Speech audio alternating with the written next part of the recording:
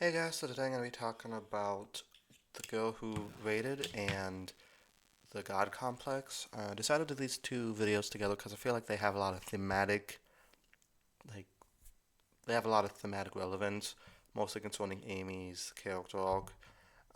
So first I'm going to start off with The Girl Who Waited. This is a very sad episode, one of the saddest episodes Doctor Who has ever done.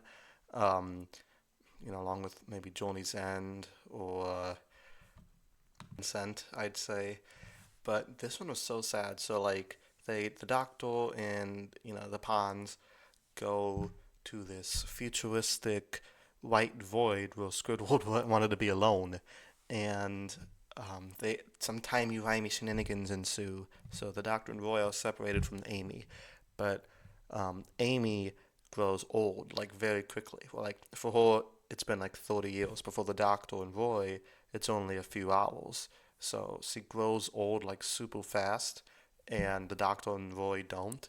So she feels like the Doctor and Roy have abandoned her, and it's this really like it kind of feeds into Amy's arc of like abandonment issues because that's been a prevalent theme throughout series 5 and series 6. And it's so tragic. Like some of the lines they give where Amy is talking to young Amy, and that scene with them together was so good. This episode really showcases Karen Gillian's acting skills. With She's a great actress, and I feel like some of the roles she takes now, like Jumanji or Marvel, don't really showcase that as much. But she's really good. Like when given good material, she's a really good actress.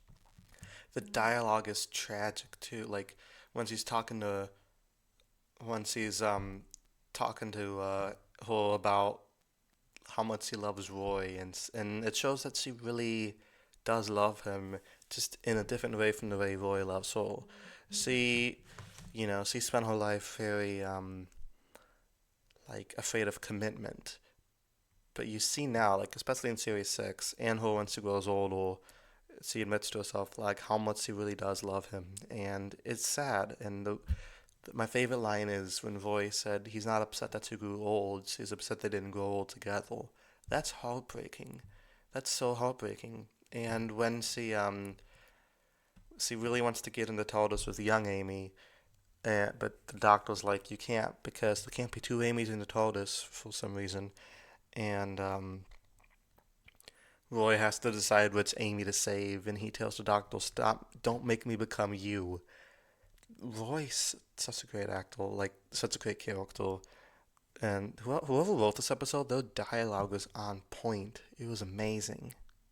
When she tells Roy, "Don't let me in," because she will come in, but she really wants me and Roy to have a good life together because she's not doing it for herself. She's doing it for Roy. That's so tragic and so sweet. They're just so great together. And the episode itself is shot on a very small budget. Um, and shows like Doctor Who, they prove that if you have great writing, um, you could uh, you could just do so much with it. And I also want to say like the way that Karen plays older Amy, her voice is different, her mannerisms are different. That's a good actress. They could be so easy if she just played younger Amy, but with the makeup on. But like she transforms herself. That's just something I wanted to add. Moving on to the God Complex. This is another really good episode. Um, Also focusing on like Amy a lot. So they end up in this hotel where if you go in a room, your room, it's something that scares you will pop out, and then you'll go crazy. Uh, Silly premise, but actually quite effective. I think the Minotaur design is really good. You know, despite being kind of CGI, does I feel like there's some practical effects with it too. It it works. It works because you don't really see it that much. It takes a long time for you to see it. But um, I like the supporting cast a lot, especially that one woman who got caught with the little mind virus, and she was like, "Don't look at. I want you to remember me how I was." That was really sweet. And everybody else like that little bald guy with the pointy nose who just likes being dominated, I guess. He'd like the Dominators. And the It's a great, the little weeping angels show up for a little bit. I like how I don't really see what's behind the doctor's door, but I think that gets answered later in the time of the doctor. It's been a long time since I've seen that episode, so I'll let you guys know.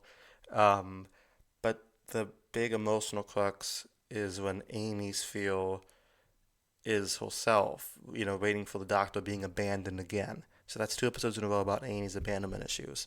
And the doctor has to make her not be afraid of this by telling him, well, like, he's not a god. He's not like, the savior. He's just a normal, regular madman in a box. And so he has to stop letting um, her go of her faith in him.